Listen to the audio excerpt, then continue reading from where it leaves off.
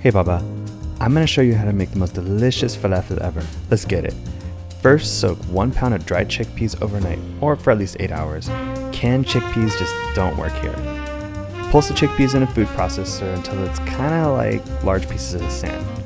Next, you want to gather up your veggies. I keep it super simple with a medium onion, about 4 garlic cloves, and 3 to 4 ounces of parsley. Throw your onion, garlic, and parsley into the food processor and pulse until everything's blended together. You're next going to want to add your greens to the chickpea mixture. Throw in your salt, pepper, ground cumin, and sesame seeds. Be sure to taste the mixture and make sure it has enough salt and has that nice cuminy smell to it. All the measurements and ingredients will be at mrbranzino.com.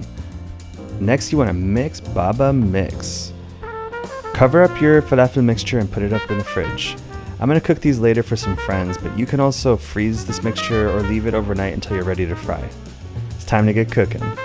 For the whole mixture, I'm going to add about 1 to 2 teaspoons of baking powder. Yes, that's right, baking powder, not baking soda and not flour. Get some neutral oil up to 350 degrees Fahrenheit. I'm using vegetable oil, by the way. And I have a handy falafel maker, but you can use an ice cream scoop or a spoon to make your falafels. Drop and fry. You're going to have to be confident here because the oil will fight back. Fry about 5 to 6 balls at a time for about 4 minutes. Once they're done, take them out, put them on a colander with a paper towel or on a rack like I'm doing with a sheet pan underneath. And be sure to salt them once they're out of the fryer. You can eat these falafel as part of a salad, on their own, or in a sandwich like I'm doing here with some pickles, tomato, cucumber, hummus, and tahini sauce. It literally can't get any more simple than this. Give it a whirl.